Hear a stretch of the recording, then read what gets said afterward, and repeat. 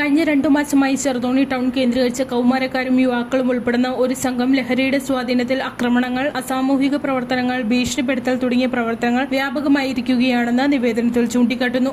സംഘത്തിന്റെ പ്രവർത്തനങ്ങൾ മൂലം സ്ത്രീകൾ ഉൾപ്പെടെയുള്ള സാധാരണ ജനങ്ങൾക്കും വ്യാപാരികൾക്കും സുരക്ഷാ ഭീഷണി നേരിടുന്ന സാഹചര്യമാണുള്ളതെന്നും പരാതിയിൽ പറയുന്നു. അംഗങ്ങളിൽ നിന്ന് ഒപ്പുകൾ ശേഖരിച്ച ശേഷം വനിതാ വിംഗ് പ്രവർത്തകർ ജില്ലാ പോലീസ് മേധാവി KM സാബു മാത്യുവിന് പരാതി നൽകിയത്. പരാതിയുടെ അടിസ്ഥാനത്തിൽ വിഷയം അന്വേഷിച്ച് ആവശ്യമായ നടപടി സ്വീകരിക്കുവാൻ SP, DYSPക്ക് നിർദ്ദേശം നൽകി. അടുത്തിടെ ഇറച്ചി വ്യാപാരം നടത്തുന്ന ഒരു വ്യാപാരിയെ സംഘം ആക്രമിച്ച് പരിക്കേൽപ്പിച്ച സംഭവവും ഗ്രാമപഞ്ചായത്ത് വാഹനത്തിന്റെ ഡ്രൈവറെ മർദ്ദിച്ച് പരിക്കേൽപ്പിച്ച സംഭവവും പ്രദേശത്ത് ആശങ്ക വർദ്ധിപ്പിച്ചിട്ടുണ്ടെന്ന് പ്രവർത്തകർ ചൂണ്ടിക്കാട്ടി.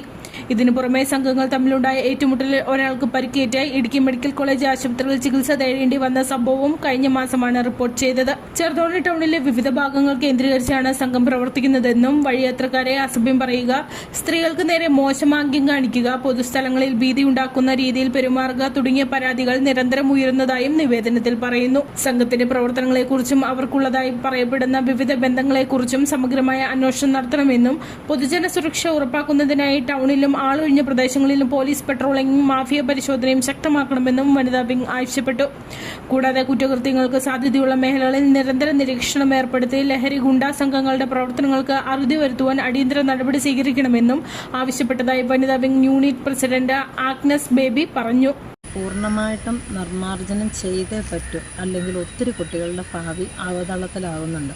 ഒപ്പം ആ പോസ്റ്റ് ഓഫീസ് കണക്കുള്ള ആ ഭാഗത്തെ താമസക്കാർക്ക് ഇന്ന് എൻ്റെ അടുത്ത് വന്ന് പറഞ്ഞതാണ്, പോസ്റ്റ് ഓഫീസ് ഭാഗത്ത് താമസിക്കുന്ന ഉദ്യോഗസ്ഥന്മാർക്ക് അവിടെ ഒന്നും താമസിക്കാൻ പറ്റാത്ത ഒരു സ്റ്റേജാണ് വന്നിരിക്കുന്നത്. കാരണം ഭയങ്കര ബഹളമെന്നായിരുന്നു. രാത്രി മുഴുവനും ഒച്ചപ്പാടും തെറിയും ഒക്കെ ആയിട്ട് ഭയങ്കര ബഹളമാണ്. നമുക്കവിടെ മുന്നോട്ട് പോകാൻ ഇച്ചിരി ബുദ്ധിമുട്ടുണ്ടെന്നുള്ള രീതിക്ക് ഞങ്ങളുടെ വീട്ടിൽ താമസിക്കുന്ന ആൾക്കാർ തന്നെ ഒന്ന് ഞങ്ങളുടെ അടുത്ത് വന്ന് പറഞ്ഞു.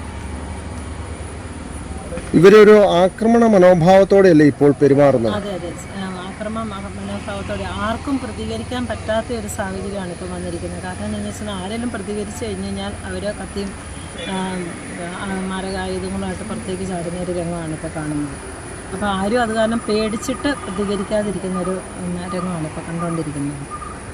ഇതിനകത്ത് എന്താണേലും ശരിക്കും നിയമ നടപടികൾ ഉണ്ടാകാതെ നമ്മുടെ ഈ നാട് രക്ഷപ്പെടില്ല, അത് പൂർണ്ണമായിട്ട് ഉറപ്പാണ്. വ്യാപാരി സംഘടനകളും രാഷ്ട്രീയ കക്ഷികളും വിവിധ സാമൂഹിക സംഘടനകളും വിഷയത്തിൽ പ്രതികരിക്കാത്ത സാഹചര്യത്തിൽ നാടിന്റെ സുരക്ഷയും പൊതുസമാധാനവും മുൻനിർത്തിയാണ് വനിതാ വ്യാപാരികൾ മുന്നിട്ടിറങ്ങിയത്.